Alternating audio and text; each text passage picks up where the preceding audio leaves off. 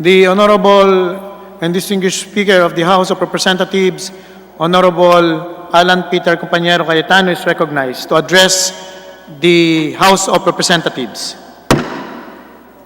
I have always made it clear that I will abide by the wisdom of President Rodrigo Roa Duterte.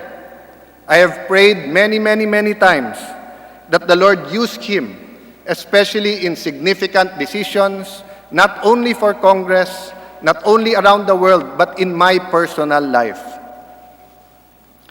The meeting last night was not only about the speakership, but it was also about matters of great national importance. The President clearly instructed I and Congressman Velasco, and to quote, "Alan, ikaw na bahala bukas sa office mo mag-make ng announcement." But as usual, hindi marunong tumupad si Congressman Velasco.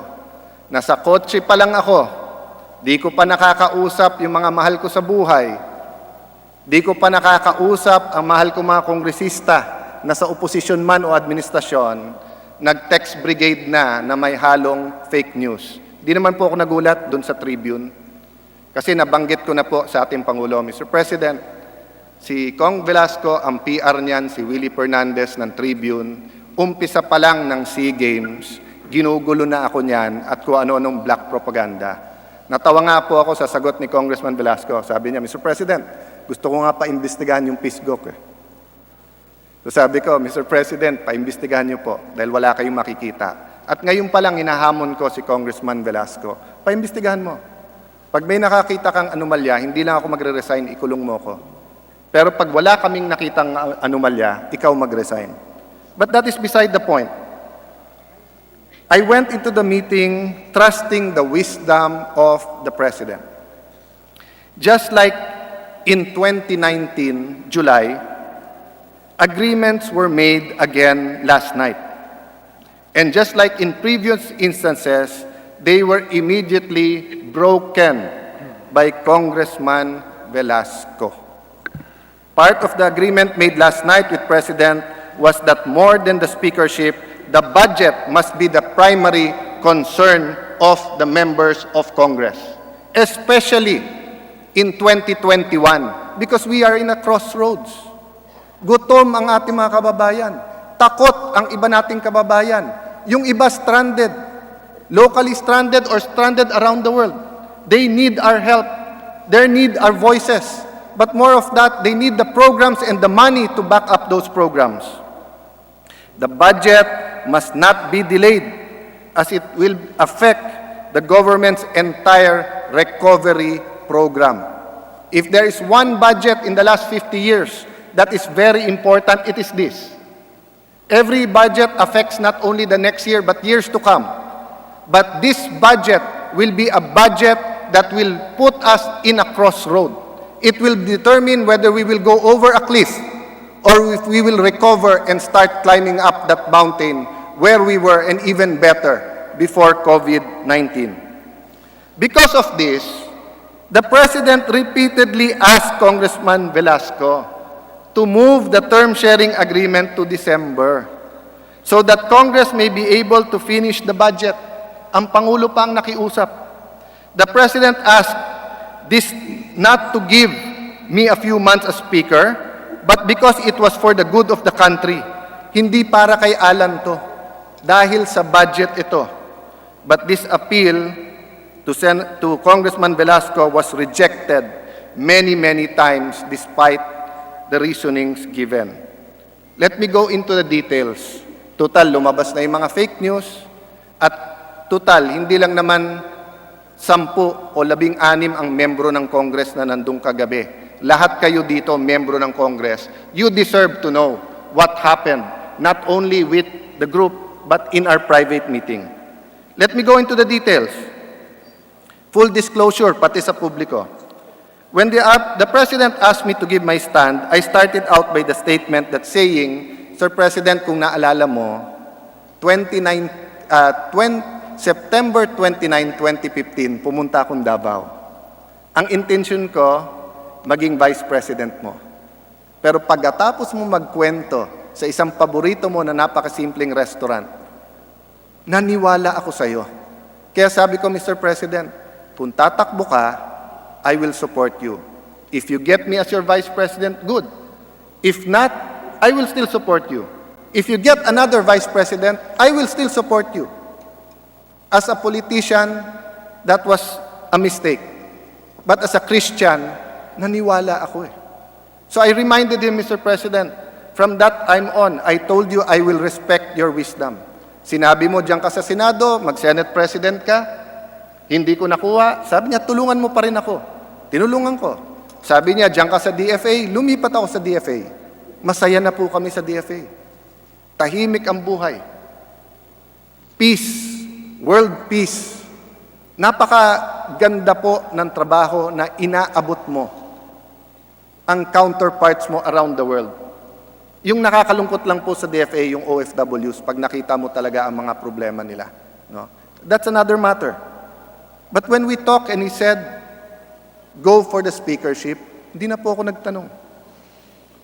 After po the campaign, nung sinabi niyang, Alan, pwede bang term sharing? Hindi ko sinabing, Mr. President, wala tayong usapan na ganun. Sabi ko, Mr. President, ano bang gusto mo? But si Congressman Velasco kept on saying, hindi, dapat ako lang. Hindi, dapat term sharing. Dapat una ko. Kung una siya, 2015, okay lang.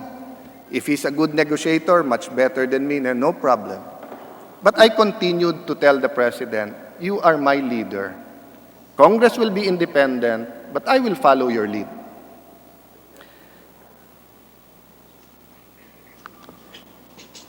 So I told the President, hindi siguro aksidente na nagpatawag ka ng meeting September 29, 2020. Reminder sa akin na ikaw ang leader. At walang magaling na leader kung walang magaling na follower. And I don't mind calling myself a follower. Because I will not grow as a leader unless I also know how to follow. So I told him, Mr. President, hindi po ako ang problema. Again, I am not the problem. Under the Constitution, Congressman Velasco has to have the vote of the majority of the members of Congress. I told the President, I will honor the agreement. Tignan niyo po lahat ng interview ko. Never ko po sinabi na hindi ko i-honor. Ang salita ko parate, kung ano sabihin ni Presidente, susunod ako. Tanong niyo po kay Majority Leader, the Honorable Martin Romualdez. Nung nag-usap kami, lahat sila, yes sir. Ako, sinabi ko, Mr. President, I will follow you. Sabi niya, payag ka ba sa agreement? No, Mr. President, I will follow you. Pinaalala ko kay Congressman Velasco, a few days before we saw the President, nag-agree tayo sa Davao. Kung sino mapili ni Presidente, walang term sharing. Wala pang 5 oras, nag-agree kami. Hindi ko nasasabihin kung na sino nandun sa meeting na yon, but nandun si Martin. Wala pang 5 oras, nagte-text na sa amin yung nag-broker nung deal eh. Sorry, may umayaw na naman. So I have never had the reputation of not following my word. So having said that, I told the President that I asked Congressman Velasco to be my senior deputy speaker, a position that does not exist. But since we have never experienced term sharing in advance, and since it will be very awkward for me to work as speaker and awkward for him to be the next, mag-join forces na tayo. I talked to him and several people close to him. Budget, sabay na nating gawin. Committee assignment, sabay na nating gawin. Ano po sinabi ni Congressman Velasco? Bahala na si Dong at saka si Johnny, referring to our 2 honorable deputy speakers. I worked with them. Lugi daw ang PDP. Ginawan po natin ng paraan. 3 ang kanilang CA. Kawawa daw HNP. Pero may HNP ngayon na nasa HRET. They deserve daw more deputy speakers. Dinagdagan natin. So I think we had a great start together. This was the suggestion of Congressman Jack Duavit because he's a longtime friend. We don't look at each other as politicians. We don't look at political parties. We've known each other for some time, and his wife and my wife are friends. So sabi sa akin ni Jack, Alan, total, ikaw naman ang pangalawa. Second, This was before the the speakership fight. Pwede ba wala nang palitan ng chairmanship? Sabi ko, Jack, I will agree with you na wala nang palitan ng chairmanship mag-usap, but I disagree with you na una si Lord. Hindi yun ang usapan. But yun ang pinagkakalat ni Lord na usapan. So yesterday, when Congressman Jack Duavit brought up the support of NPC to the President, Jack was the witness. I reiterated, lahat naman kami, Mr. President, supportado ka. Di ba? All the parties here. So having said that, pinaliwanag ko sa ating Pangulo, Mr. President, hindi niya tinanggap eh. Gusto daw niya energy. Sabi ko, bakit energy? Sabi niya, kasi yun talaga advocacy niya. Pero sabi niya sa akin, Powercom ang gusto ko. Sabi ko, no problem. Powercom and senior deputy. Tinuro ako ni Congressman Velasco, Mr. President, inoffer niya. Pero gusto ko dalawa, hindi niya binigay eh. Hindi ko po binigay kasi sabi ko sa kanya, magiging speaker ka, bad example naman na deputy speaker ka na, may chairmanship ka pa. Di ba? Sabi ko, what will happen in the next Congress and the Congress after that? Natutulig sana nga tayo na napakaraming officers eh. Dadagdagan mo pa ng ganon. Tapos siya yung umangal. Sir President, hindi naman niya akong ginawang partner. He alienated me. Sabi ko, how did I alienate you? You did not give my committee the right powers. Sabi ko, pare, meron korporasyon na may utang ng almost 100 billion, 89 billion pesos. 4 years kang chairman ng Energy Committee, hindi mo inimbestigahan? Tapos sabi niya, Mr. President, nasa korte na yon. So sabi ko, kita mo, Mr. President, dinidepensahan niya na walang hearing. Kami nag-hearing. Lumabas sa hearing na ang korte ay bawal magbigay ng TRO. So sabi ko, ano pang angal mo? Mr. Chairman, yung dapat ako nag-hearing sa Meralco, etc., ibinigay sa mga kakampi ni Cayetano. Sabi ko, boss, tignan mo po yung record. Naunang mag-hearing yung iba. Ang rule sa Congress, kung sino nauna at jurisdiction niya, magpapatuloy sana. So I asked him, Lord, hindi ba yung opisina ko bukas sa lahat? Ang sagot niya, siyempre may kailangan sila sa iyo, kaya nandun sila lahat sa opisina mo. Sabi ko, Lord, hindi naman yun ang pinag-uusapan. Ang point ko, bukas ang opisina ko, ba't hindi mo ako tinawagan, hindi mo ako pinuntahan? May problema ka pala, nag-offer ako sa iyo eh. So, in-explain ko sa kanya, Lord, you know why I offered that to you? So that magaan na yung transition natin. Because ayoko rin na yung 21 months after, may kaaway ako. Ayoko maggantihan tayo. I want a better transition. We have to learn from history.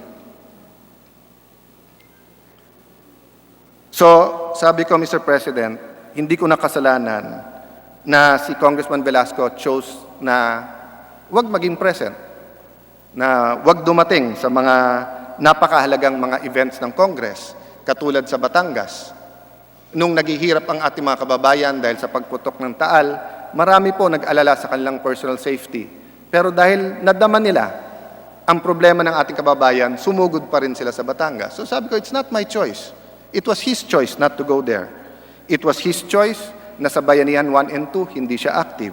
It was his choice na ipasa na lang kay Congressman, kay Deputy Speakers Dong at Johnny, yung committees at hindi na siya makipag-usap sa isa-isa. It was his choice na wag makialam sa mga tax measures na kailangan ng ating bansa. It was his choice to be quiet. Ano ba talagang stand niya sa ABS-CBN? Ano ba talagang stand niya sa anti-terrorism? Ayun na, Mr. President, ayoko lang makialam kay Alan. Sabi ko, boss, wala naman tong, it's not about me. So anyway, dahil hindi narinig ang kanyang stand sa mga usapin pampubliko, sabi ko, Mr. President, ang problema, maraming mga kongresista nagsasabing question mark ang kanyang speakership. Hindi po personal. Sabi ko, maraming kaibigan si Congressman Velasco dito. In fact, dalawa sa nagsalita sa harap ni Presidente, sabi nila, kung tutusin, mas close sila kay Velasco. But they testified about our good ratings, about kung paano pagpapatakbo ng Kongreso, and how they want their own legacy. Some of the people here testified that before their children said, Tay, ano ang congressman? Tay, bakit House of Representatives? Tay, bakit mabango ang Senado, kayo hindi? So Congressman Abu, maiyak-iyak at sinabi, Mr. President, if you want a legacy, third term na ako. Ngayon ko lang naranasan na mataas ang tingin, hindi lang sa kongresista, kundi sa Kongreso. Yes, my dear colleagues, mataas ang tingin sa inyo, sa inyong lugar. They look up to you but they look down on Congress. That's why we worked hard together, even with the cabinet. We did not demand respect from this cabinet. Di natin inipit, sinigawan, etc. We showed them respect. And in return, most of them, if not all, also gave us respect. So after hearing all of that,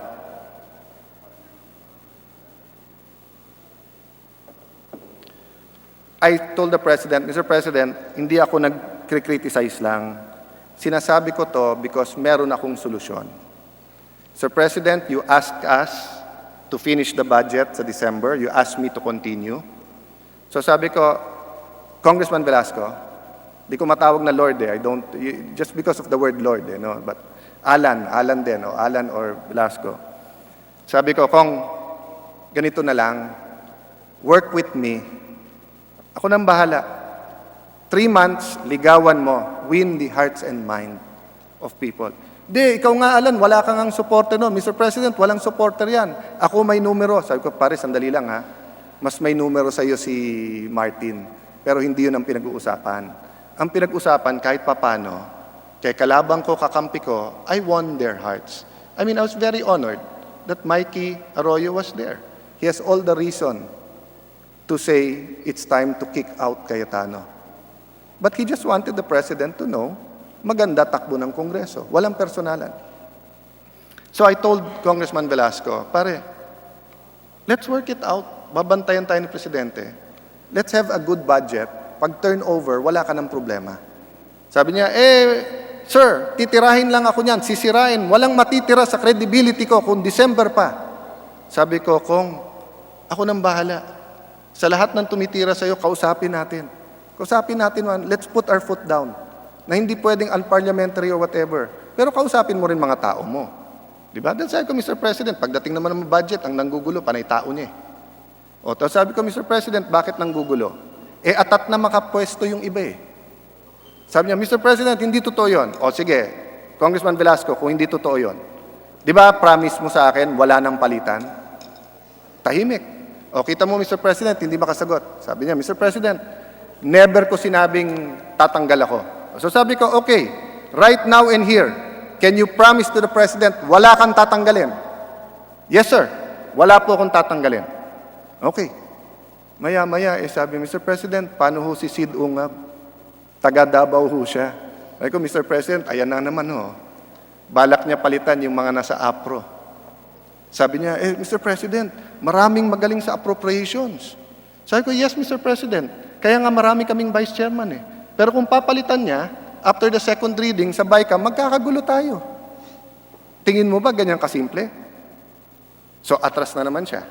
Tapos sabi ko, Sir President, hindi po biro yung budget ngayon dahil may FLR at may issue po ito.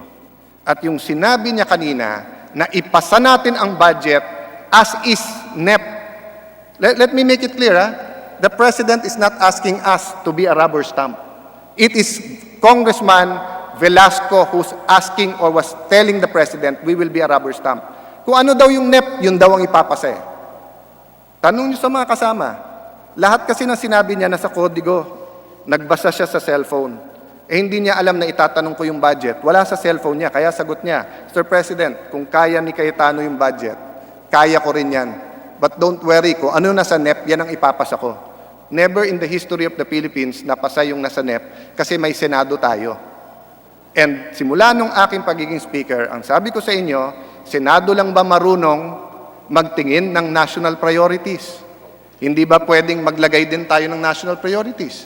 Kaya yung problema sa bigas last Congress at marami pang ibang mga issues sa agrikultura, sa industriya, inilagay na natin. At nung tinignan ni Senator Lacson, sabi niya, walang pork, di ba? Yung wala silang siningit, ang sinama nila institutional, okay yan. Di ba? So, I told the President, Mr. President, parang minamaliit niya yung budget. Sabi niya, Tumingin siya kay Lord. December na. Tanong ni Lord, Sir, anong petsa?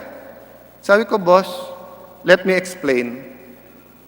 When we made the 1521, at sabi ko, nandyan si Senator Bongo, very, very clear yung usapan. I have 2 budgets na ipapasa, and magba-birthday ako na ako speaker. Sabi niya birthday ko rin eh. Sabi ko, pare, 50th birthday ko, sentimental lang sa akin. Sabi niya, babaw mo naman. Sabi ko, mababaw talaga ako. Babaw talaga ako kasi sentimental. Sino ba naman nagpi-50 years old sa atin na hindi sentimental? Sabi ko, pare, ang dami mo pang birthday, bata mo pa eh. Pero sabi ko, hindi yun ang pinag-uusapan. So, binilangan ako. 1521, sabi ko, Boss, wala pang speaker nung June. Sabi ko, pare-pareho naman tayong abogado. Di ba? Alam naman ng abogado magbilang. August. Kasi last week of July, di ba? August, September, October, November, December. January, February, March, April, May. June, July, August, September, October. Okay, sabi ko, Boss, October. Last year, Boss, late October ang break. Kaya kung walang COVID, na-deliver yung budget ng July, tapos na kami sa House ng August, bibigay namin ng September sa Senate, October tapos kami. Yun po ang plano, Boss. Kasalanan ko ba ho na August sinubmit ng DBM? Kasalanan ba ng DBM? Hindi. Hindi rin naman alam ng DBM na meron COVID eh. We had to reconfigure the whole budget. Sabi ni Lord, hindi, Alan, 1521. Sabi ko, pare, equity ka ng equity. 14.5 and 20.5. Pero sabi ko, Lord, hindi naman natin pinag-uusapan petsa eh. It's not about you and me. It's about the budget.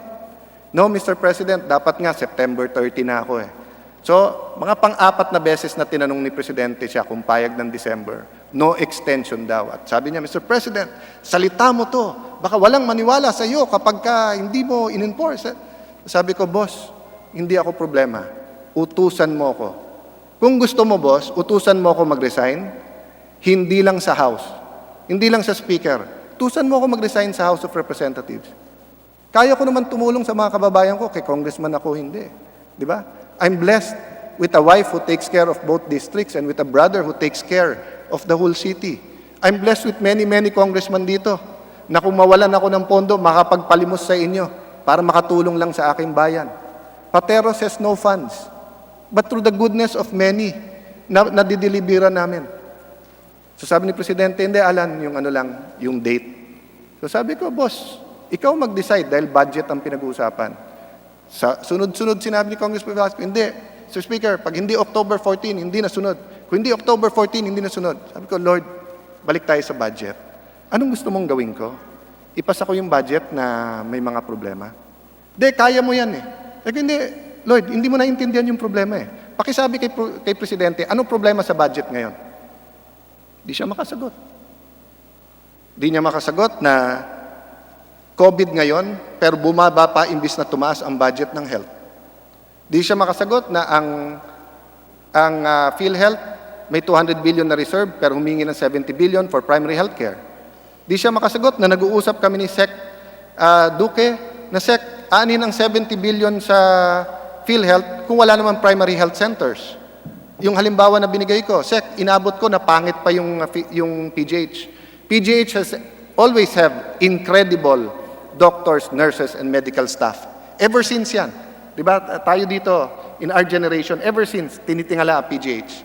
But it is not until they repaired, gave new buildings, bought MRI, etc. Nung araw, magpapa-injection ka, dala mo yung vial, dala mo injection, alcohol at saka bulak, dala mo pa eh.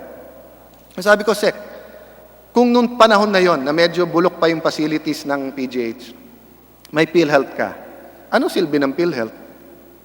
Babayaran niya pang appendicitis, babayaran mo naman muna yung alcohol at saka yung anesthesia. Wala rin. Sabi ni Sec, tama ka dyan, Alan. So sabi ko, pwede ba tayo mag-small group? Ayan, kalusugan party list, tinuro ko si Mike. Pwede bang pag-usapan nyo, pati ng chairman ng health, ano yung tamang pondo? Bigay mo sa akin, anong mga lugar sa Pilipinas ang walang primary health center, at ibigay mo sa akin ang configuration ng ospital with the perimeter para alam ko kung saan wala, doon tayo mag-usap. So, sabi sa akin, so Speaker, hindi na tayo, kung sinong medyo malakas dyan, kalat natin yung pondo. Ay ko, kaya hindi tayo maasenso eh. Wala tayong criteria sa paggagawa niya.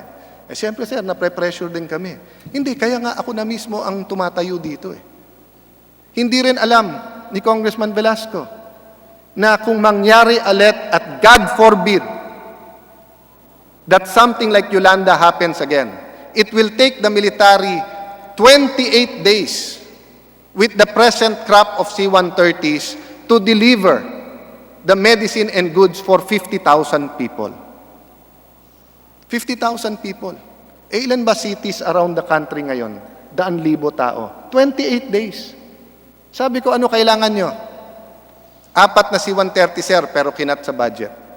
Pag 4 na C-130J, yung bago, ay binili, gaano kabilis? Sir, 1 day, madideliver namin for 50,000. So I called the Secretary of National Defense and the Security Cluster, nag-meeting kami. Sir, di namin kayang buo. Speaker, 15% lang, makaka-order na tayo. I talked to the Coast Guard. Sir, archipelago tayo. Maraming bansa, mga isla, walang pagka binagyo yan, walang kuryente, patay na. Ano solusyon, sir? Wag problema. Magaling po yung bagong admiral ng Coast Guard. Sir, 2 billion lang dito sa Pilipinas gagawin. Floating hospital. Again, 15% lang kailangan, 300 million. So, sabi ko, Mr. President, marami tayong problema. Ang daling sabihin yun ang kailangan, saan mo kukunin? Not all of the secretaries agree with each other. The Senate and the House don't always agree with each other. Pero ang sagot to ni Congressman Velasco, hindi, basta't October 14 kami na bahala.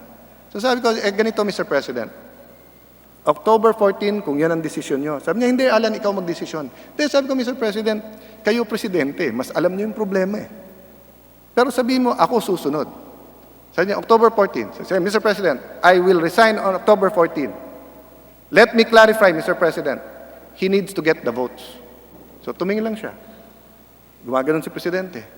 Sabi ko, Mr. President, let me explain. Under the Constitution, you need a majority of all members to be elected Speaker. So I can step aside. But I cannot guarantee he will be elected. In fact, I will make a fearless forecast.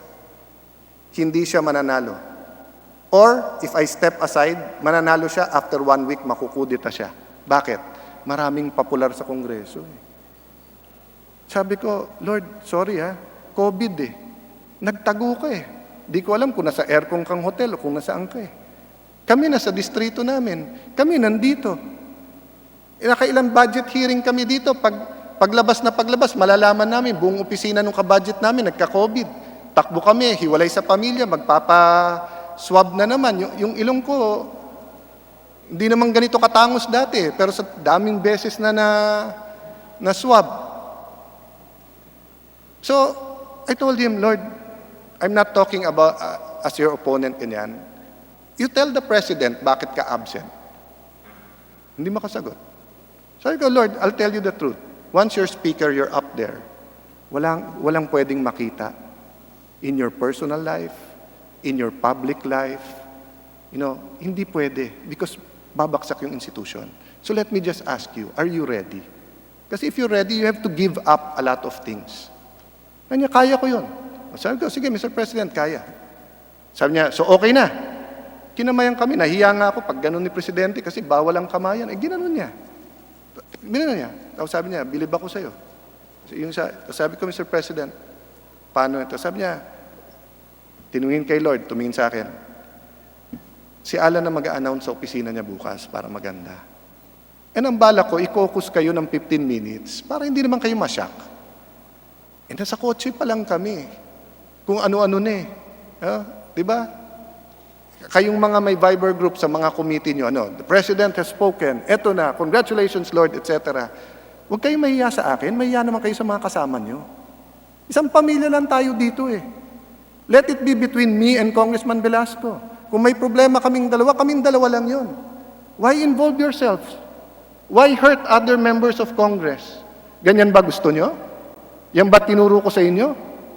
When I became Speaker, I could have chosen 170 members at buhusan sila ng pondo. I could have played politics in this hall. I commanded quite a big amount of resources. Ginawa ko ba yon? Pwede ko itambak sa distrito ko yon. Ginawa ko ba yon? Sabi ng party list, kawawa naman kami. Para kaming senador, ang laki ng aming mga lugar. O hindi ba gumawa tayo ng paraan? Ilang bilyon yon? Namili ba ako? Doon sa inyong mga party list na minumura ako patalikod? Doon sa inyong mga party list na tuwing makita si Lord, kahit ako pa speaker, the next speaker na tawag? Hindi ah. You got equal as the others. I did not have favorites here. The left, mga kasama ko sa progresibong sektor ng ating, we disagree. But have you ever felt that I discriminate among my children here in Congress? Hindi. Sa Liberal Party, sa opposition. Why? Because I knew once we start drawing the lines, there's no turning back. Pero ang problema sa ilang sa inyo na sumusuporta kay Lord, sa sobrang atat na makaupo na, you want to marginalize. Sige, subukan nyo. Bilog ang mundo eh. This is my 4th time back here. This is my 4th time back here. Alam nyo, isa sa pinakamatindi kong debate dito sa Kongreso, kay Louie Villafuerte. Kay Louie Villafuerte. Alam ko marami sa inyo ang pinakamatinding yung debate dito kay El Ray Villafuerte. Pero hindi po si El Ray, kay Louie. As soon as I became senator, at that time, in-ethics committee ako, pinapatanggal ako sa Kongreso. He called me, Senador. Sabi ko, Tito Louie, Alan lang, para naman tayong hindi iba. Hindi, may local bill lang ako eh, baka namang pwede. Sabi ko, Tito Louie, ba't tumawag ka pa? Padala mo lang dito, ipapasa ko yun. Di ba? I turned my other cheek. Why? Di naman parati ikaw nasa ibabaw, minsan nasa ilalim ka. So kung nagka-debate tayo dito na medyo masama, so what? Kung this time around, ang naging chairman si Mike, ang naging deputy speaker si Dan, does that mean ba in next Congress mag-aaway tayo? Pwede kong palitan kalahati ng deputy speakers na hindi nagtotoo sa akin o 1/3, di ba? But I didn't. I gave them equal. Because nga, I want this to be a working Congress that people can respect. At yan ang pakiusap ko sa inyo, sa supporters ni Congressman Velasco. If and when he takes over. Di ba? Be magnanimous. Reach out. There's more than enough. Our job is to take care of the nation. The difference sa Senado is that the Senate looks nationally, we look by districts, local. And I've told you, there's nothing wrong with being parochial. Hindi ko tinatanggap na sa senador pupunta scholarship ng buong probinsya. Kay Mikey ang lalapit, pambiling bag. O katulad ngayon, na wala silang tablet o wala silang 1.5 para sa free internet. Walang maliit na problema sa congressman. Kaya tayo may budget hearing. Kasi minsan hindi naiintindihan ng mga sekretary na appointed from the top or ng technocrats yung on the ground. Minsan ang ganda ng plano, distribution ng SAP, ganito. 1 week, 2 weeks, kaya yan. 3 buwan, wala pa. It's difficult. That's why we are here and we need each other. The House usually comes together as one. So, you know, in all of this turmoil, huwag tayong magkasakitan. In the end, tayo din ang magtutulungan eh. Ako, most of my career, I was in the opposition. But I had so many friends who reached out and said that, Alan, I don't care kung administrasyon ka o oposisyon. What I care about is may prinsipyo ka and I want to help you. Diba? Si Mike was one of my first mentors sa Congress. Sa Shangri-La EDSA Plaza, nag-meeting kami, tinuturuan niya ako, wag kang pala absent, mag-appear ka, maraming natatalo kasi nakakalimutan. Pero kahit hindi ka mag-absent, wag ka mawawala sa distrito. Hindi porke congressman ka, masarap na buhay mo. Ako, Alan, tanda mo Mike, yung kwento mo. Sabi ko, Mike, paano yun? Hindi naman ako nakatira sa subdivision. Tinuruan mo rin ako doon. Sabi mo, hindi, may kotse ka lang doon. Paggising mo sa umaga, may nakapilang tao, pasakayin mo sa kotse, dalhin mo sa opisina mo para pamilya mo may privacy. Kasi siya Quezon City, congressman. So doon na sa bahay nakapila. Eh ako wala naman sa subdivision. I learned a lot from my colleagues. And I try to give that back to some of you. I don't want to leave Congress nor the speakership na may masama ang loob sa akin. So that's why I try to suck it in. Ang problema, some people think that kindness is weakness. We are not weak. The House leadership is not weak. The House of Representatives is not weak. The Duterte administration is not weak. But the true test of power is how you use it. It's not having it. Kung meron akong tangke dito, paputukin ko dito, I'm more powerful or I'm stupid. So mga kasama,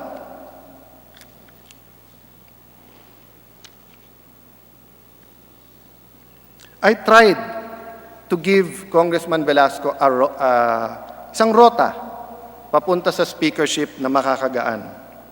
Pero sagot niya parate, sinisiraan lang siya at basically parang he cannot work with us. So, pinaliwanag namin ng Pangulo na walang may akalain ng COVID. In-explain ko na original na pag-uusap yung hanggang October, yung kwento ko sa inyong kanina about the budget, no? So sa puntong ito, nakiusap si Presidente, Lord, pumayag ka na ng December. Sabi ni Congressman Velasco, anong petsa sa December? Nung sinabi, hindi pa rin pumayag. So fast forward ko na.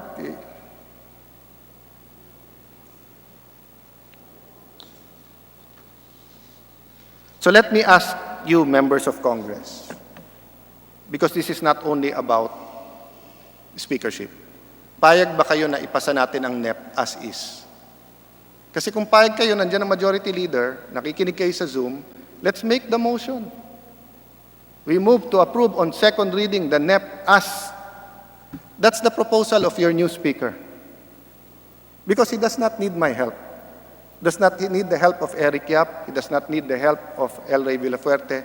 He does not need the help of the more than 20 vice chairman we have. Kaya daw niyang ipasa.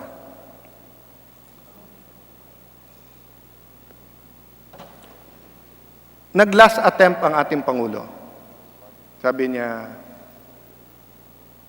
pwede kang pumayag, wala namang may ano. Sabi ko, pare, for the country na lang, dahil sa COVID. Sagot ni Congressman Velasco, Sir President, sa Amerika nga, nag-eleksyon eh. Alam niyo, sa totoo lang, muntik akong mahulog sa upuan eh. Sabi ko, Kong, nagrarayot sa Amerika. Pinakamataas ang COVID sa Amerika. Gusto mo maging parang Amerika tayo sa ngayon? So since nag-eleksyon daw doon, pwede. Sabi ko, Mr. President, maganda ang direksyon ng House. But the House can continue the direction without me. Huwag nyo lang gagalawin yung present format at direction. Di ba? It's true na dapat hindi ka magpalit ng kapitan sa gitna ng laban o ng general. But it's also true that may co-pilot ka naman eh. It's also true naman na basta tama direction at may GPS ka naman, pwede namang iba eh. I am not indispensable. You can make me leave anytime. Inassure ko si Kong Velasco na walang gulo na mangyayari sa sinasabi niya. Believe me, Mr. President. Kasi ang sabi ni Kong Velasco, Mr. President, yung sinasabi ni Alan, Congressman will revolt against you. That's not true. Susunod sa iyo, mga Congressman. Tinignan ko siya. I'll be honest with you, isip-isip ko. 1 month before the election, punong-puno pa bahay mo ng ng Grace po eh. Di ba? Alam naman natin yung role ng pamilya nila sa kaso ni Grace po. Tapos, sasabihan mo ako na magre-revolt against Duterte dahil sa akin? Yun na sa isip ko. Pero syempre, out of the respect, hindi ko na sinabi. Ang sabi ko, Sir President, wala pong nagsasabing magre-revolt laban sa inyo mga kongresista. Mahal ka ng mga kongresista, alam nila yung nangyayari. Ang sinasabi ko po, kung yung susundin natin yung sinasabi ni Velasco, they will revolt against him. And by the time that they revolt against him, it's too late dahil nagkaletse-letse na ang budget natin. Kaya sabi ko, Lord, kasi hindi mangyayari. Sabi ko, Lord, nandyan si Mikey. Oh. Tingin mo ba si Speaker Bebot Alvarez? Tingin mo ba si Speaker GMA gusto magkaganon? Kung unicameral tayo, baka nag-caucus, nagkausap, may Senado, may media, may Malacanang, o nabito. Na-reenacted budget tayo. Gusto mo bang mangyari yan? Hindi, Mr. President, kaya ko yan. O sige, di kaya mo.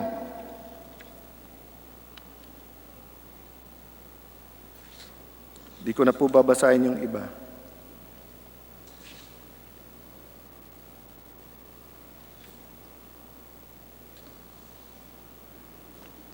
So I will finish by this. No?